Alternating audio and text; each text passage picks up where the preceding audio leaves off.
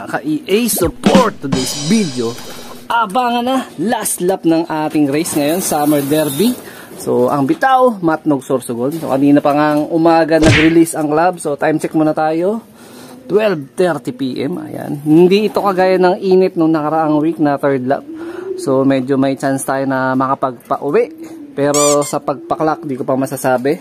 Pero possible, ito yung ating speed forecast. Ayan, 12:30 nasa 1 to speed. 1-1 speed naman is around past 1 o'clock na. So siguro possible kung papala rin mga alas 2 o alas 2:30. Eh, nandito na yung ibon natin. Kung tama ang ating prediction sa possible performance ng ating ibon. So ito yung mga Team North natin. So maganda naman yung performance ng ibang ibon. The rest medyo tamad pa, pero may batch ako na nakapansin kanina na medyo maganda ang ikot. Ayan. So pwede na. Dropping check muna syempre. Ayan, solid na solid yung mga droppings ng mga wires natin. Nandito sa may baba, medyo napirat na eh. Ayan, meron na tayong mga binoviewing dito. Ito yung bagong batch ng Team South natin na naka MacArthur band. Ayan, para sa susunod na upcoming South race. Tapos yung bumalik natin na ibon noong nakaraan na higit 1 linggong nawala.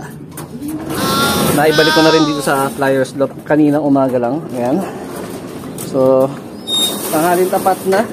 So dun sa mga mabibilis ang mga speed possible sa mga kalapatids natin, baka magdatingan na yung mga warriors nila. So tayo, na-expect ko siguro alas 2 o alas 2:30, alas 3, mga ganon. So problema nga lang, gawi dun, eh medyo nagsisimula na naman dumilim. Ayan, nag-iningal pa tayo dahil galing kami sa mall ng mga anak ko. Binilihan ko na sila ng gamit sa eskwela. So time check muna tayo. Ayan. Weather update pala. Time check na pala tayo kanina, 12:30. Napakainit, grabe. Pero hindi ito yung kagaya ng init talaga nung last week, nung last Sunday, nung third lap. Medyo mas kalmado ng kaunti yung temperatura ngayon. Kaya tingin ko may chance tayo na makapagpaklak. Sana. Ayan, sana. Ayan yung, mamaya dito na tayo tatambay kasi gawi doon. Medyo alanganin na. Kasi nga tanghalin tapat na alas 12, tumbok na yung haring araw doon. So noong last week kasi dito na tayo mga bandang alauna nag-antay. So kukunin ko na lang yung upuan. Medyo madamulan dito. Ayan o, bakante pa kasi ito eh. Pero alam ko meron na may-ari nitong pwesto na to. Yan, tinaniman na nga lang ng mga kapitbahay. So dito marami nakatambak na mga damo na mga binaklas. So mamaya dito tayo tatambay. So kung sakaling dumating naman yung ibon natin, tanaw naman natin yan. Kasi although dito yung tumbok ng ibon, ayan, pagawi dun, eh ang dinadrop naman na poste ni Natalia, yun, tapos itong kable ng kuryente na to. So makikita natin siya, matatanaw natin siya anytime, any moment kung dadating siya on time. Ayan, so nagdadasal tayo na makauwi nga ng matiwasay yung ibon natin at makabawi tayo para at least sa survival na sinalihan natin, eh pumarte naman tayo, no, mga kalapatids. Tama po ba yun? A few moments later. So ito, bagya dumidilim na dito sa may parting kabila. So dito na ako sa may bandang harap na mismo na Flyers Loft pumesto. Ayan, kasi yung banda dito eh medyo may lilim naman na. So matitiis na natin ang bahagya yung init ng kalsada. Ayan, sait pa rin sa balat nung yung talbog ng init, ramdam ko pa rin. So kailangan natin dito pumesto para kitang-kita natin yung pagtumbok ni Natalia. Ayan, sana makauwi talaga siya sa takdang oras. Ayan, abe, thank you, nak. Oh, punong-puno ah. Grabe.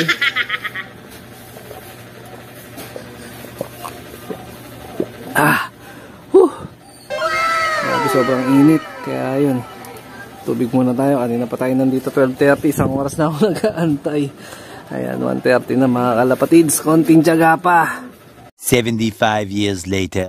Update tayo mga ka-EA, time check 2:14 PM. So meron ng nag-lap winner para sa aming Matnog race. So 935 ang kanyang speed. Congratulations sa iyo, idol, napakatindi mo. So tayo ito, patuloy pa rin tayo nag-aabang ng ibon. Kalahating parte dito medyo madilim na, ito medyo maliwanag pa, pero parang umaambon na nga eh. medyo maambo na. Ayan, so sana maya-maya na ng konti. Tayo naman na sumunod na mag-clock. At dumating na si Natalia. Ayan mga kalapat. May nalipad dun Pero wala pa ibon natin Eto na mga ka-EA, isang oras na lang magka-cut off na tayo. 4:30 in punto hangganan ng pag-abang natin para kay Natalia. Ayan, medyo kumulimlim na yung yung kalangitan, kanina nag-aambon. So ito na yung naging kalagayan. Ayan, so dalawa na ang nag-clock sa SJDM. Sa MMFC wala tayong update. Sa ibang club, alam ko meron na rin mga pauwi sa WPFC tsaka sa iba pang club. Ayan, so congratulations sa lahat ng clocker na. So tayo meron pa isang oras. Ayan, makakauwi pa ba on time yung ibon natin o magiging queen of see you tomorrow na lang ba si Natalia? Magiging consistent ba siya sa ganong pauwian? Grabe. Ayan, so dumaan yung mga tropa natin. Shoutout nga pala kay Boss Jordan tsaka dun sa isa pa natin tropa kay Boss Lindon. Ayan, eto na mga kalapatid, so meron yung nalipad dito. Ayan, may nagparonda, may nagpa-low fly. Ayan, taas ng lipad. Ibon natin hanggang ngayon wala pa. Ayun, kanina kaya ang ibon yun. Ayan, kulimlim pa rin ang panahon ngayon malapit na matapos yung pinaka-cut off natin. Grabe. Ayun Nino kaya ito? Ayun, kulimlim na pa-low fly na sila. A few moments later. At eto na naman tayo mga ka-EA. So huling 10 minuto at matatapos na ang ating pag-aantay. So possible cut off na naman o possible see you tomorrow na naman to, bukas. Hindi tayo pinalad.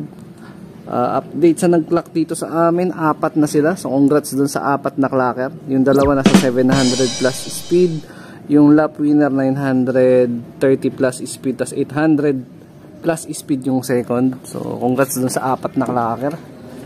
Ayan, so bigo na naman tayo. Wala, pero ganun pa man, kahit bigo na naman tayo, ganoon lang, patuloy lang ang laro at laban. Huwag tayo magalala kasi meron na naman bagong season. Kumbaga hindi naman nauubos yung season Yung ibon natin nandyan lang. Ayan, patuloy naman tayong sumusubok at patuloy tayong lalaban para kasakali makachamba na tayo sa mga susunod. Ayan, marahil dito ko natatapusin yung video na to. Ayan, shoutout sa mga solid supporter natin dyan. So upcoming North training na tayo sa Wednesday. Ayan, sila Kastama, tapos iba nating mga ibon. Ayan, pati yung MacArthur natin na banded na unang-una natin nilagay dito, nandyan na rin. Kulang pa tayo ng 3, nandun pa sa may breeding cage yung iba. Pinapalaki pa natin yung huli, tapos yung 2, pinapagulang lang natin ng konti. So, ingat mga kalapatids. Keep safe. God bless.